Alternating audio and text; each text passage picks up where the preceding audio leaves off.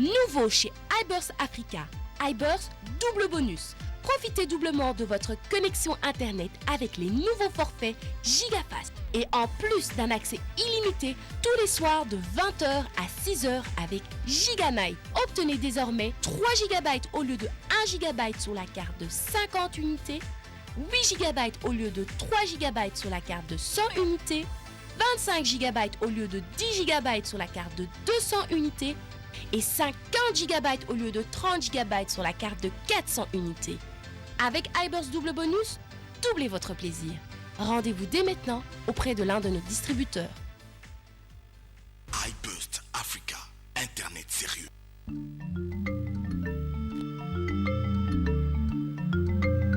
Ce programme vous est offert par Orange.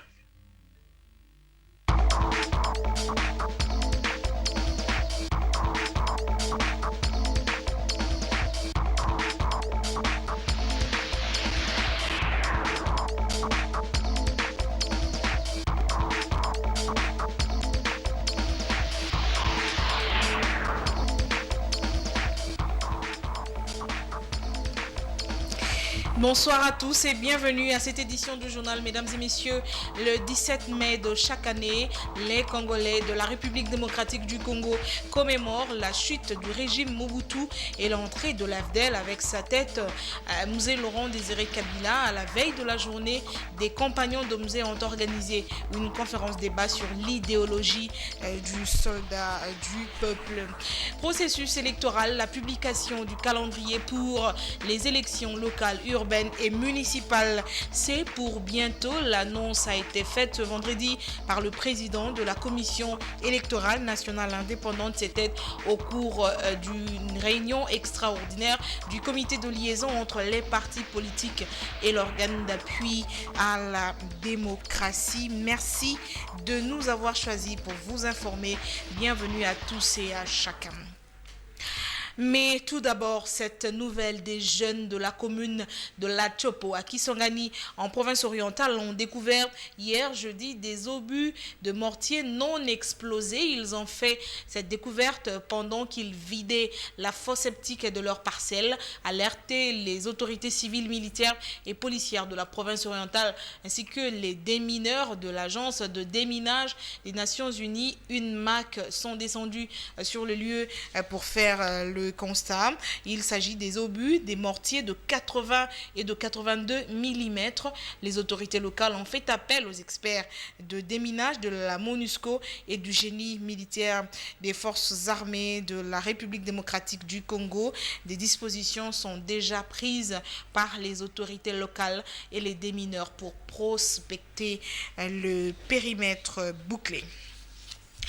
À la veille de la journée du 17 mai, date commémorative de la chute du régime Mobutu renversé par l'AFDEL avec à sa tête Laurent Désiré Kabila, des étudiants des diverses institutions étaient aujourd'hui face aux compagnons de Mzee. Une conférence débat au cours de laquelle les jeunes, dont la plupart n'étaient que des enfants il y a 17 ans, ont cherché à intérioriser l'idéologie de la révolution kabiliste. Cependant, une réalité est ressortie des échanges au-delà du clivage entre les générations.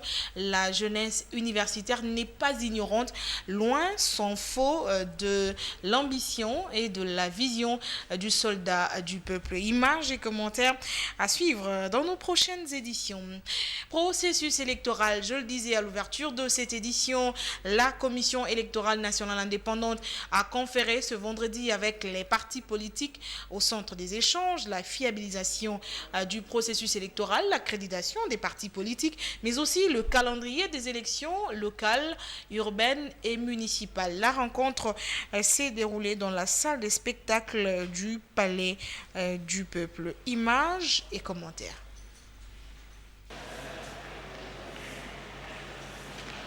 C'est une centaine de partis politiques qui a répondu présent à cette énième rencontre avec la Commission électorale nationale indépendante.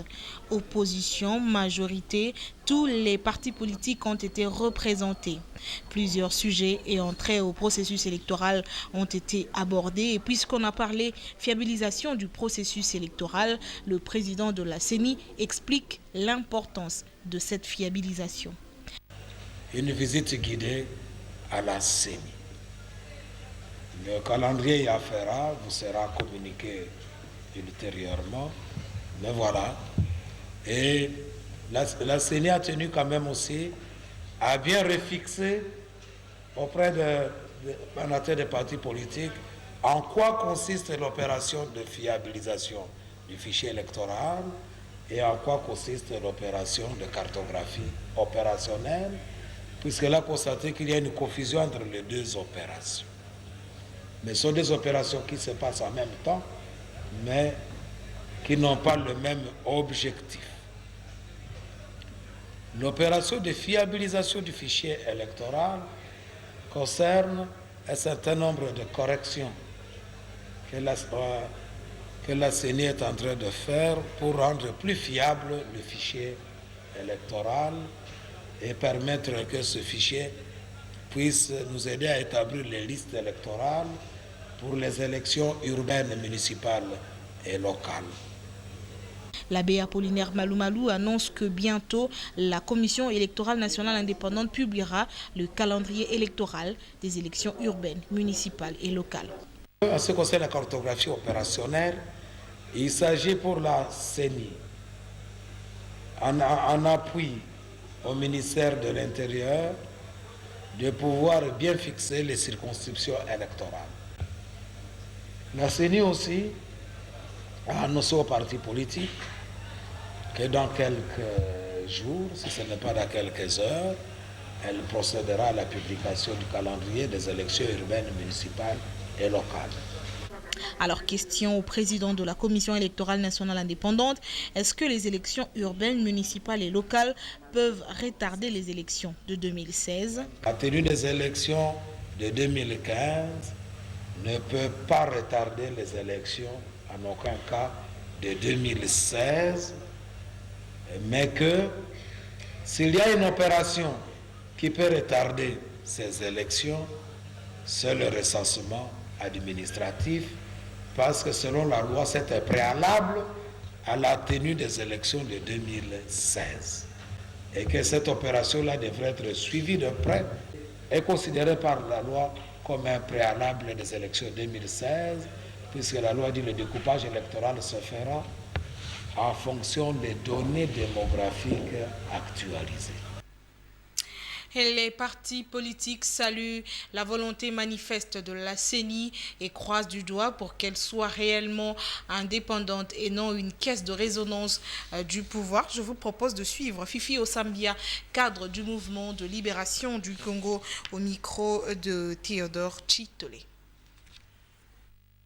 C'est un organe technique. Il doit savoir qu'aujourd'hui, s'il y a des crises en RDC, c'est entre autres parce que les institutions ne sont pas fiables, ne sont pas crédibles dû à la protestation des résultats électoraux. Donc la CENI il est la première responsable à pouvoir étayer cette difficulté-là, les problématiques au niveau des contestations. Donc nous espérons vraiment qu'il le fera de bonne foi et que la CENI ne sera pas, comme on peut dire, une caisse de résonance de l'ambition ou bien de la volonté de pouvoir en place, mais sera réellement une institution indépendante qui organisera les élections, qui puisse quand même refléter la réalité des urnes. Parce que non seulement nous avons des problèmes derrière eux électoraux de 2006 et 2013, mais nous avons aussi un problème des institutions qui ne sont plus valables en RDC. Je fais en l'occurrence des assemblées provinciales ainsi que le Sénat, qui sont hors délai constitutionnel. C'est pourquoi moi je dis, si le législateur a été à légiférer là-dessus, je pense qu'on n'a pas de débat à faire, mais néanmoins, il fallait tenir compte de ces prérogatives pour réduire le vrai problème une fois pour toutes en République démocratique du Congo. On reste à la Commission électorale nationale indépendante où une rencontre a été organisée jeudi avec les membres de la société civile. Sur la table, les enjeux électoraux et l'apport de celle-ci dans le déroulement du processus électoral. Cette réunion à huis clos a eu lieu au lycée Chaumba dans la commune de la Gombe. Élisée Mafou, Doudou Kassouba, reportage. Après l'entretien à huis clos avec le membre de la société civile, le président de la CENI a souligné que cette dernière est appelée à bien remplir ses fonctions et surtout celle d'intermédiaire entre la société et la CENI dans cette période préélectorale. 2 points à l'ordre du jour. Le premier point concerne l'organisation interne à la société civile pour qu'elle soit un bon interlocuteur de la CENI en ce qui concerne les questions d'éducation civique et électorale et les questions d'observation électorale. La société civile, à la première rencontre, quand nous nous sommes vus, avait déjà balisé le chemin. Aujourd'hui, nous avons fixé davantage les règles des jeux. Premièrement, les réseaux nationaux vont nous édifier en nous les présentant et en nous disant comment elles sont représentées à tous les niveaux. Au niveau des entités locales, au niveau donc de nos antennes, au niveau de nos secrétariats exécutifs provinciaux et au niveau national. Selon le président de la CENI, Apollinaire Malou, la société civile doit relayer des informations de la CENI à la population. À l'instar des confessions religieuses qui ont déjà mis en place la commission d'intégrité de médiation électorale, puissent aussi nous aider à mettre en place de manière indépendante la commission éducation et observation électorale. La société civile a tenu aussi à indiquer qu'elle souhaite que les rencontres avec la CENI soient bien structurées. Le président de la CENI promet de dévoiler au cours des prochaines semaines les calendriers des élections locales. Les membres de la société civile, toutes tendances confondues, ont profité de cette occasion pour présenter leurs déclarations en rapport avec l'organisation des élections prochaines. Par ailleurs, ils demandent à la CENI de procéder à la sensibilisation de la population sur le processus électoral. Élisée Mafou, Doudou Kassouba, reportage. Tirant les leçons des différents scrutins de 2011, la société civile appelle ses membres à la vigilance. Elle invite de même la CENI à procéder à des fréquentes descentes sur le terrain pour éduquer et former toutes les couches de la société sur le processus électoral. Appelons les forces vives de la nation, réunies au sein de la société civile, d'être vigilants tous azimuts quant à l'évolution du processus électoral, en ayant un regard sur le comportement, actions, attitudes et autres agissements des acteurs politiques. Encourageons la CENI à effectuer des descentes dans l'arrière-pays à travers une campagne de sensibilisation visant l'appropriation du processus électoral par le peuple congolais. Demandons à la CENI d'engager dans un bref délai un vaste programme d'éducation civique et électorale ciblant principalement les acteurs politiques et membres de la société civile, notamment les confessions religieuses, les syndicats, les enseignants, les groupes vulnérables, les femmes, les jeunes, les personnes vivant avec handicap, la société savante, les peuples autochtones et ainsi de suite. Invitons le gouvernement de la République démocratique du Congo à ne ménager aucun effort pour faciliter le processus électoral en procédant au recensement requis et en mettant à la disposition de la CENI les moyens financiers, logistiques et sécuritaires nécessaires à la réalisation de sa noble mission. L'opposition a appelé à prendre sa responsabilité politique pour une alternance démocratique en sensibilisant davantage ses militants sur le processus électoral. Les membres de la société civile demandent au gouvernement de doter des moyens nécessaires cette institution pour qu'il soit en mesure d'organiser les élections dans un climat apaisé. Le pasteur congolais Joseph Mukungubila Mutombo était arrêté sur mandat d'Interpol hier en Afrique du Sud en vue d'une extradition vers la République démocratique du Congo. Il a été présenté devant les tribunaux de Johannesburg. Après son audition, il a été mis en liberté sous caution. Le présumé instigateur de la brève prise d'otages opérée en direct à la télévision nationale congolaise le 30 décembre 2013 devra devra se présenter à nouveau devant la justice sud-africaine le 15 juillet prochain où il est demandeur d'asile politique. La police nationale congolaise dispose désormais de son propre studio d'enregistrement d'émissions télévisées situé dans l'enceinte du commissariat général de la PNC. C'est le ministre des Médias qui a inauguré la RTNC 3, institution de la PNC. La cérémonie s'est déroulée en présence du commissaire général de la police et du directeur général de la RTNC. La Banque centrale du Congo a enregistré une baisse de réserve internationale évaluée à 50 millions de dollars américains pour ce mois de mai, constat de la réunion de la Troïka stratégique du lundi dernier. En revanche, le gouvernement affirme avoir mis tous les moyens en jeu pour la stabilité du cadre macroéconomique. Le commentaire est signé Félix Silunga. Où est passée la stabilité du cadre macroéconomique? 50 millions de dollars américains sont partis en fumée. Les réserves internationales de la République démocratique du Congo se sont portées mal en ce mois de mai. La Banque centrale du Congo a enregistré une baisse remarquable. C'est un constat de la réunion des Troïka stratégiques du 12 mai dernier. La diminution des réserves internationales inquiète plus d'un Congolais. Cependant, cette baisse a de lourdes conséquences sur le social des Congolais et ses effets ne manqueront pas de se faire sentir au cours du prochain trimestre. Pour la Banque centrale du Congo, des mesures importantes ont été prises pour juguler cette situation embarrassante. En tout état des causes, l'institution financière de la République démocratique du Congo s'est fondée sur la forte consommation du trésor public pour répondre à certaines dépenses prioritaires dont la ventilation n'est pas révélée. Cette situation remet en cause la question de la gestion des finances publiques déjà mise à mal par des révélations des comptes illégaux ouverts auprès de banques commerciales. À titre de rappel, une commission d'enquête a été mise en place à la Chambre haute du Parlement pour faire la lumière sur des comptes publics placés dans des banques commerciales à capitaux étrangers. Les tapages diurnes et nocturnes à Kinshasa sont loin d'être maîtrisés sur le boulevard Kimbuta Njili. Les habitants, mais surtout les étudiants, déplorent la nuisance sonore des bars installés tout au long de la route. On va voir ça en images.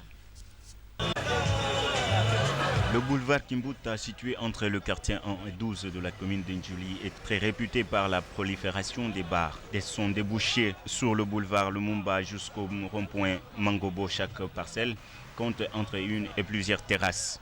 Conséquence, trop de nuisances sonores le soir. Pour les étudiants qui habitent ces coins, cette situation ne permet pas de bien étudier.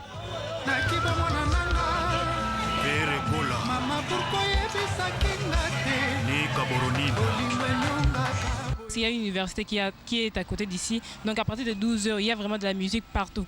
Et nous, comme on est dans le quartier, à partir de 17h, donc au moins ça va, mais ils doivent encore essayer de réglementer ça.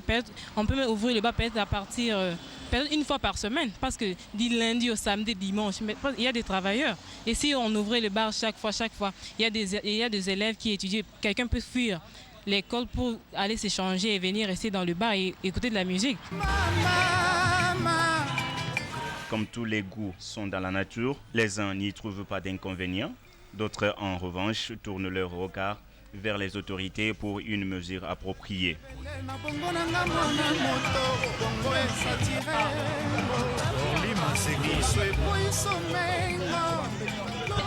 Et dérangeara bana surtout ya classe moye batanga eza te tozosupporte eza papa misala na Congo eza te yo okopekisa motu ndenge nini soki baentreprise ekomi bato bazosala na babaro batanga bamosusu balicencie. Donc biso tozalaka donc 24 sur 24 heures donc circulation osakana te en tout cas toyaranja bango te kimia pene eza nango pena. C'est là le revers de la modernité de cette bretelle qui, hier et encore, était signalée par son calme.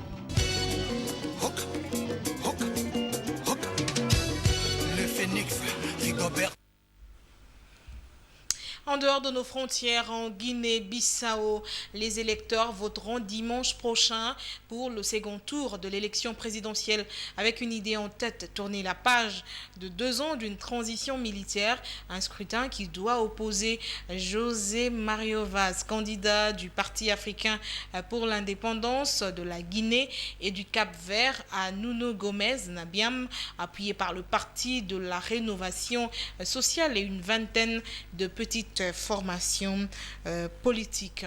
À la veille du sommet de Paris qui doit réunir samedi, demain, les présidents du Nigeria, du Bénin, du Tchad et du Niger, et celui du Cameroun ainsi que des représentants africains et européens, un sénateur américain a fustigé la lanterne inacceptable du Nigeria, des critiques sur l'inacceptabilité des autorités, l'incapacité des autorités nigérianes à retrouver les lycéens enlevés et à faire face à Boko Haram se font de plus en plus vives, aussi bien dans la population nigériane qu'au sein des chancelleries occidentales. Le médiateur de l'ONU a jeté l'éponge en Arabie de l'ONU dans la Ligue arabe et en Syrie, a démissionné mardi et quittera son poste fin mai. Lakhdar Brahimi s'opposait notamment à la tenue des élections présidentielles syriennes en juin qui semble assurer une réélection de Bachar al-Assad.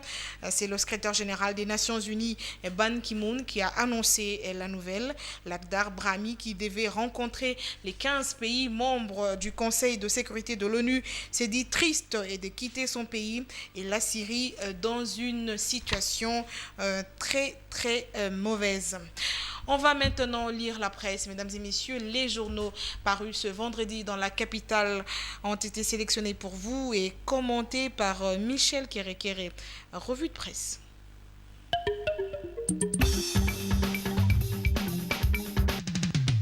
Allô voisin, c'est bon, tout le monde en a samedi. Benga voisin, na si unité la minute, oko benga ba réseau nyonso. Vraiment ya boé salate. Communiquer change avec Orange, la vie change avec Orange.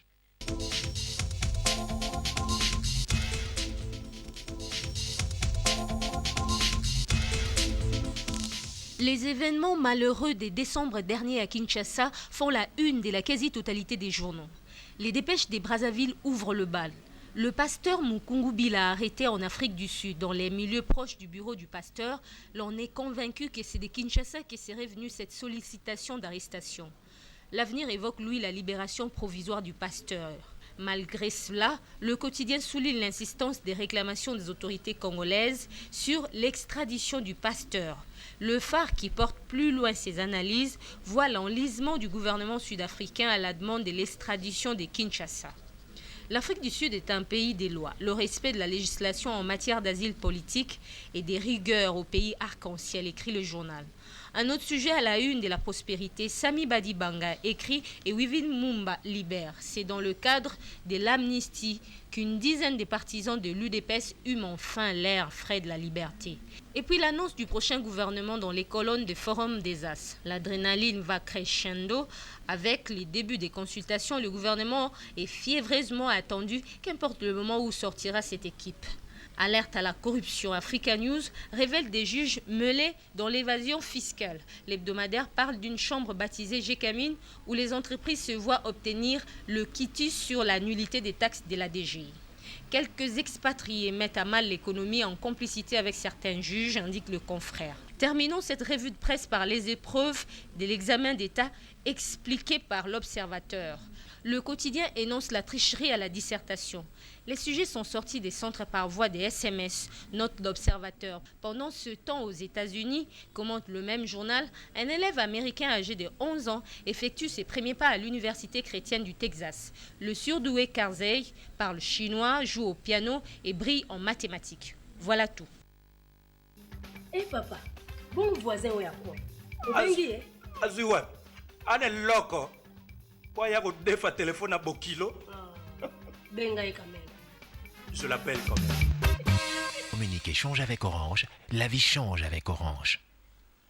11 ans à l'université, il faut vraiment être surdoué.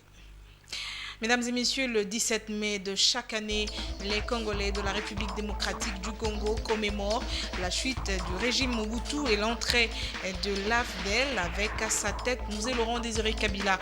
À la veille de la journée, des compagnons de Mzee ont organisé une conférence débat sur l'idéologie du soldat du peuple.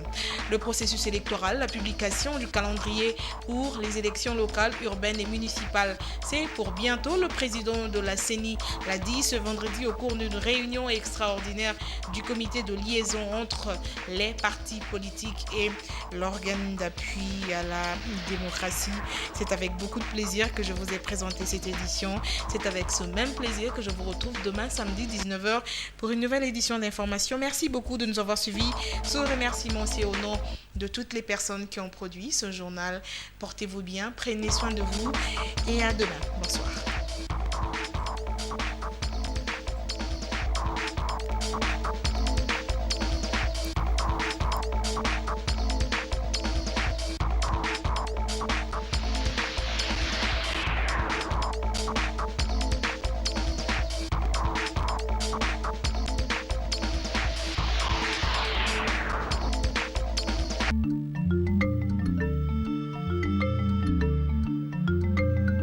Ce programme vous a été offert par Orange.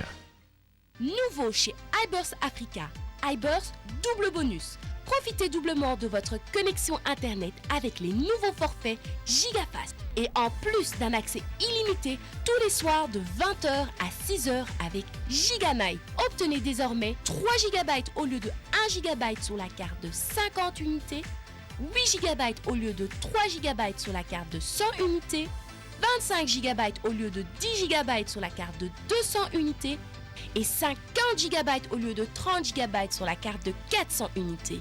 Avec iBurst double bonus, doublez votre plaisir. Rendez-vous dès maintenant auprès de l'un de nos distributeurs. iBurst Africa, Internet sérieux.